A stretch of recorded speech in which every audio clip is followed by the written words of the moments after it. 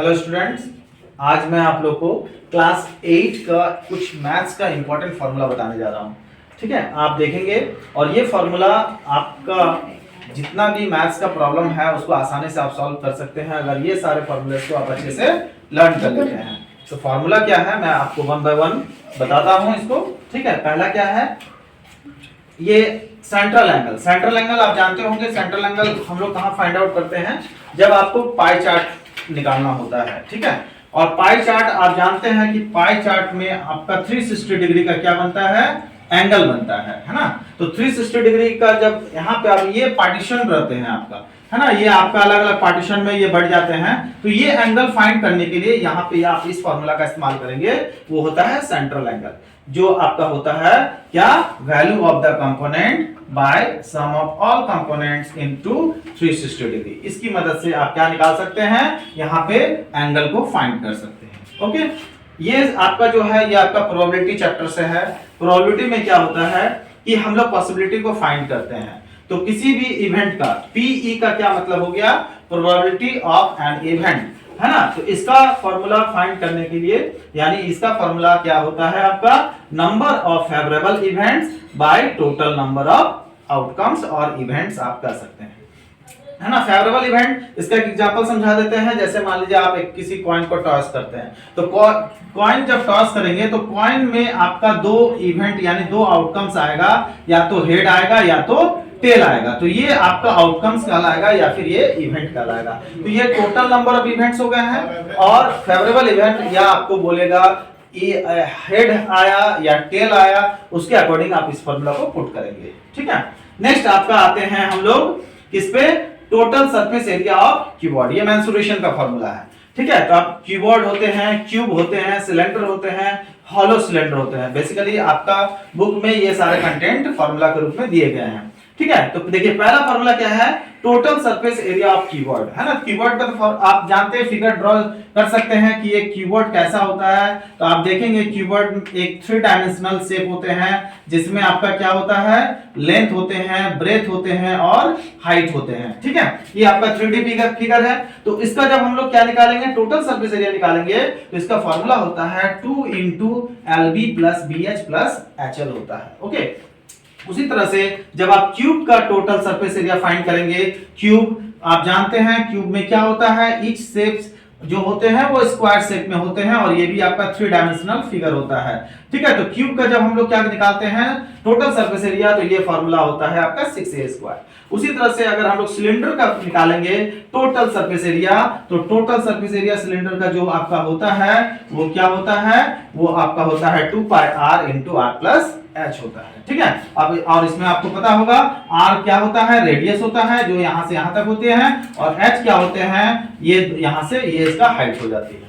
ठीक है, उसके बाद हॉलो सिलेंडर। हॉलो सिलेंडर कैसा होगा, तो मैं छोटा सा फिगर बता दूं आपको। आप एक खाली पाइप देखे होंगे, है ना। तो जो पाइप होते हैं, तो पाइप में आपका क्या रहेगा कि इसका एक अलग मोटाई होगा। ठीक है, तो जो आपका मोटाई हो जाएगा, तो ये जो मोटाई हो गया, तो ये आपका होलो सिलेंडर हो गया। ये खाली एक खाली आप कैन का डब्बा ले लीजिए, तो भी आपका क्या होता है, होलो सिलेंडर का फॉर्म में रहता है। तो ये देखिए होलो सिलेंडर का जो टोटल सरफेस एरिया का फॉर्मूला होगा वो होगा 2π ब्रैकेट में कैपिटल R H। अब देखिए यहाँ कैपिटल R कौन सा होगा, तो कैपिटल R जो आपका बाहर एक्सटर्नल जो रेडियस होगा that is the capital R, और जो स्मॉल रेडियस होगा that is the small r।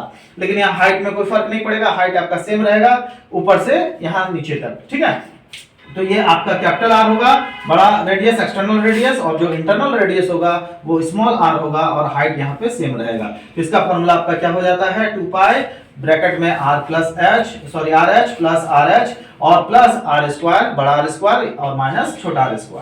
अब आते हैं वन बाय वन इसका लेटरल सरफेस एरिया। देखिए total surface area, lateral surface area में क्या फर्क है, लेटरल सरफेस एरिया जो आपका फेस में दिखता है that is the lateral surface area. जैसे ये मेरे पास एक मार्कर है, इस मार्कर में आप देख रहे हैं, अगर लेटरल की बात करें तो ये जो आप फेस देख रहे हैं it is the lateral surface area.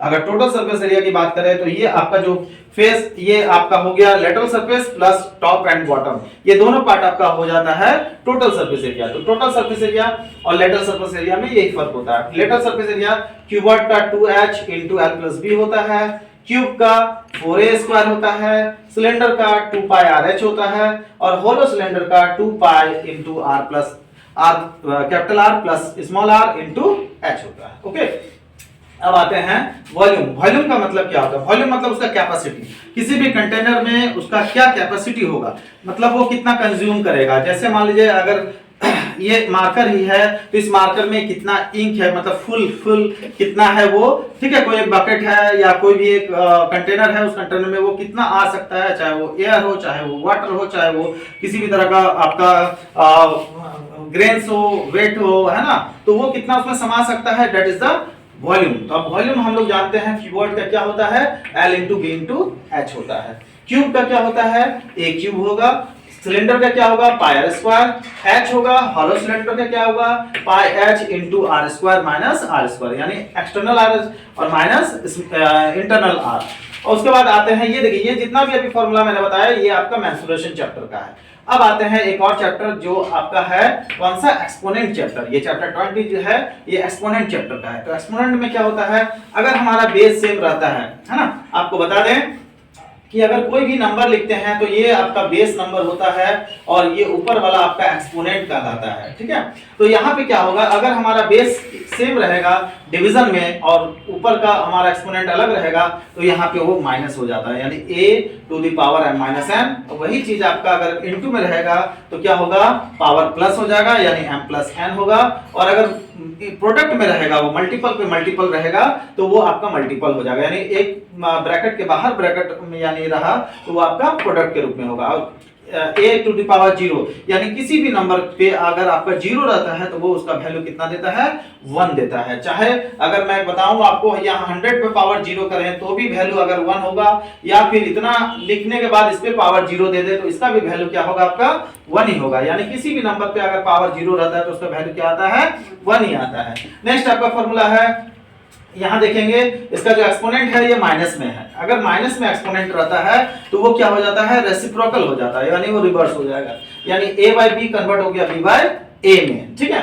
और अगर हम लोग देखते हैं कि दोनों पे चाहे न्यूमरेटर हो चाहे डिनोमिनेटर हो, दोनों पे अगर सेम हमारा क्या है, अगर एक्सपोनेंट है तो वो क्या हो जाएगा, दोनों का कॉमन हो जाएगा, यानी वो ब्रैकेट के बाहर चला जाएगा, ठीक है। अब आते हैं, ये फार्मूला था आपका एक्सपोनेंट चैप्टर से।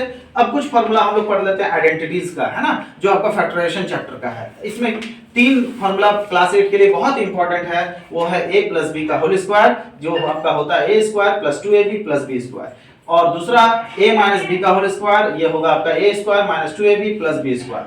Third a square minus b square, ध्यान रखेंगे यहाँ पे माइनस होता है, a square minus b square, ये आपका एक बार a plus b into a minus b होगा। तो ये सारे फॉर्मूला हैं, आप इसको अच्छे से लर्न करेंगे। मुझे पूरा उम्मीद है नेक्स्ट एग्जाम में आपका ये बहुत ही काम आने वाला है। तो प्लीज मेरा इस वीडियो को लाइक कीजिए, सब्सक्राइब कीजिए और आप इस सारे फॉर्मूला को अच्छे से लर्न कीजिए। ओके।